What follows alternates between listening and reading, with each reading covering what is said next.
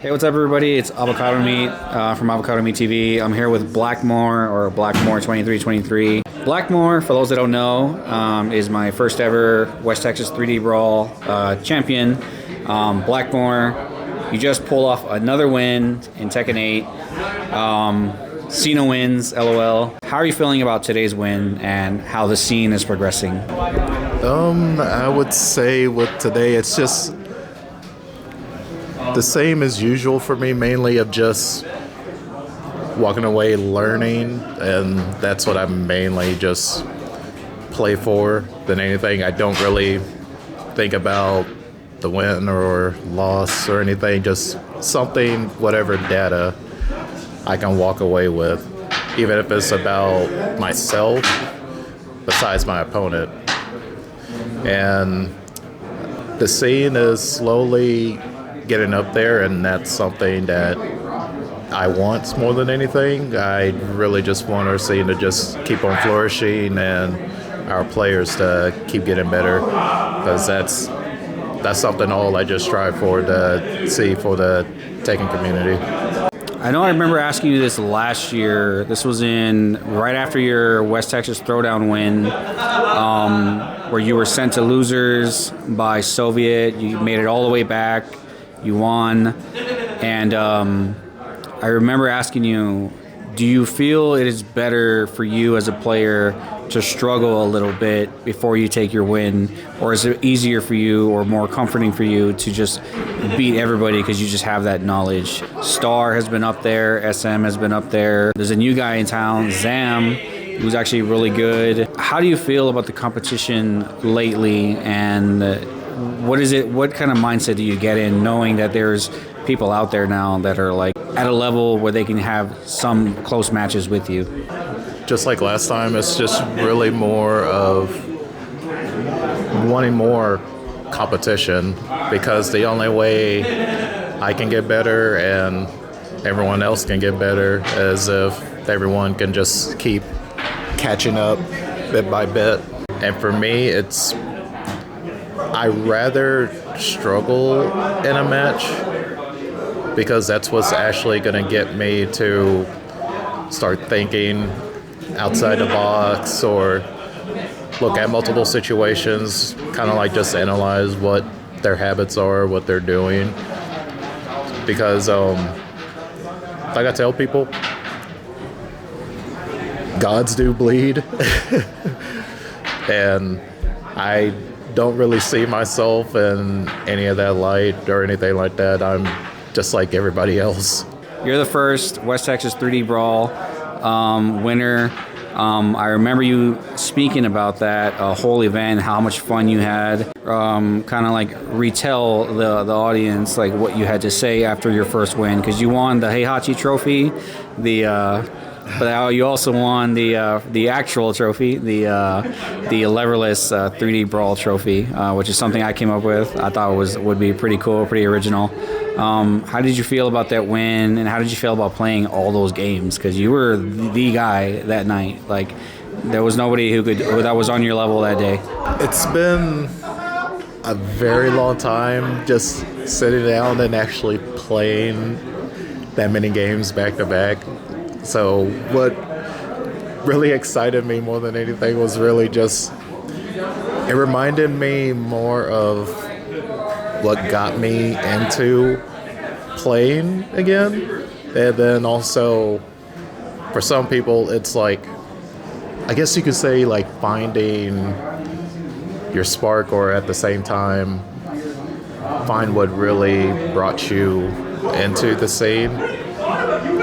Because I'm just a big Kung Fu nerd more than anything, and that's how I always just looked at a lot of these fighting games, especially 3D fighters. So sitting down and actually like brushing up again on Dead or Alive, Soul Calibur, Tag 2, and everything else, like it was a blast. So it maybe ended up like falling back in love with some of those games again, and still playing them from time to time, especially Dead or Alive. Not that good at it, but He won DOA 4 and DOA 5, so I don't know what you're talking about.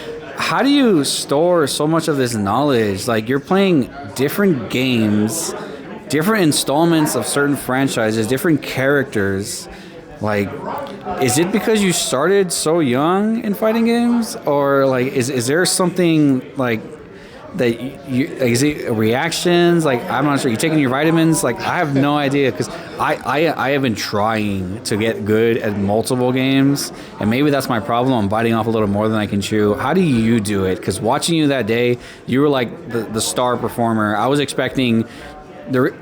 So before I finish my question, to explain to the audience, the grand champion of West Texas 3D Brawl was decided by the most wins, because I didn't want to have just one person winning the whole thing. I was like, the person with the most wins will get the first place trophy. And then Blackmore won every game he entered, including the secret tournament, which was Tekken 3. How do you do it? Like, because that's something I just don't understand. I've heard the more fun you're having, the easier it is to remember. Is that have something to do with it? For me, I started out like really young, just playing a lot of these games, and it goes back to, like, I've told stories where it's just me and my cousins just constantly playing against each other, whether it's from Tekken, Street Fighter, Soul Calibur, and I was pretty much like the rut of the group, the small fry, since everyone else was like older and bigger than me, so I always like felt like I had something to prove. And when it comes to just playing multiple games, I don't do that as much anymore, but it had me like actually like thinking back that, man, I really did play a lot of different games, whether it was competitively or just casually. But how I'm able to store just a lot of that is just a little bit of muscle memory, but then on top of that, it's just from me over the years just playing a lot of the games casually and having fun. Because I remember, like, there'd be days I literally would just sit there in training mode and Tekken 4 and just make little kung fu scenarios with like martial law or whoever that I'll put up against, and I'll just notice little nuance of the characters, like, oh, I can sit there and do like dragon kick into martial law stance, and you can like cancel that back to back. Just little nuances like that is what I end up like discovering, and I thought it was pretty cool. So stuff like that is how I really just was able to play. Once you brush up and like practice like either like 10, 30 minutes or so, a lot of that stuff that you did like starts flooding back to you, is the best way I can put it. I believe you posted a video about this on your channel, but you've got buttons on Grand Blue, which kind of came out of left field for me. I remember asking you, I was like, you're playing Grand Blue, and you were like, yeah. I was like, on purpose? You're like, yeah. I was like, okay, shit. And then this was like last year. You came in, you played Grand Blue, you won, and we never saw you play it again. I was like, that was so weird. Like, it does not compute. I know I played you in Street Fighter. I played you in, I think, MKX, so there is some 2D experience there, but anime 2D is something that's completely different. It is like as far as like all the other off the spectrum compared to 3D fighters. Where did the anime like games get involved in as far as like Grand Blue? Like, why Grand Blue? Why not like Guilty Gear or Dragon Ball? Like, why Grand Blue? Because you don't get that good on accident. There's a lot of anime fighters that play here, and a lot of players that play different anime fighters, but Grand Blue just seems to like stick with you. Like, why that game? There's something about Grand Blue that how the way it flows is what's gravitating me. The best way I can describe it, it's like, imagine Street Fighter 2 Turbo, but in an anime fighting game sense. And that's how I look at Grand Blue. A lot of my anime fighting game knowledge, I would say a lot of that started with Blaze Blue, which, funny enough, I started with Calamity Trigger. I didn't know anything about it. A buddy on PSN told me about it and ended up going to Best Buy, buying that, and the rest is history. I ended up like just playing that all the way till Central Fiction, and that's where a lot of my anime background comes from. During the course of playing that, I played from Arcana Heart, Persona 4 Arena, Melty Blood for a little bit, Under Night and Birth, just nearly almost everything you could think of. I was pretty much the guy in college that literally brought the obscure fighting game. Like you'll just see me in the student union building just playing Dengeki Bunko or something like that. Or even though I know this is an arena fighter, I would just sit there and play J-Star's Victory Versus, and that was something that was like a guilty pleasure arena fighting game for me. But I'd say having fun with the process is what's also going to be able to get you to like actually learn and dive into a game more and more. It's better to play something you enjoy than feel like it's a chore. As far as those games you mentioned, and when I talk about Grand Blue, you said the way it flows, the way it feels, it just hits the right beats. How much does music play a role into how you enjoy your fighting games? For me, it can range from 1 minute you could probably see me listening to Wu-Tang, and then a moment later I'm like listening to like EDM or house music on top of that while playing. Or out of nowhere, like listening to R&B. For me, it's just a matter of what I'm feeling, and I kind of like put myself in this state. The best way I can like describe it is like, I guess like a trance flow state, to where everything outside gets blocked out. I don't really hear anything else. Just that, and just me really just paying attention to what's going on the screen. And I think that just comes from the mentality of just from me playing and traveling so much over the years, and I was able to like just find a way for me to like get into that state and just stay there, where it's just me, just a screen. If I'm able to hear the game, that's all I hear. In regards to your performance today, your performance at 3D Brawl, our first regional is coming up. I'm assuming we'll see you there. Any plans for this year as far as regionals, majors, anything that you're aiming for? Because these past couple years, you've said make it out of pools at Evo, and every year you've gotten closer and closer. You're shrinking down that 150, 160 number, getting closer to top 120. What is your goal as far as regionals and majors go, besides, trying to win? I'd say probably my goal at a major is to at least make top 16 or even like top 8. It's one of my biggest goals. Plans? Well, yeah, that's true. I ended up accomplishing that. He's one of the best. He's one of the best in the world at Project Justice. Oh, there we go! Needed that so bad. Nobody drops the combo!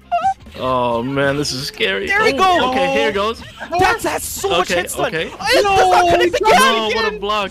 Oh! Oh my gosh! Oh my gosh! Blackmore made it back! Oh my god, what HP comeback, Blackmore!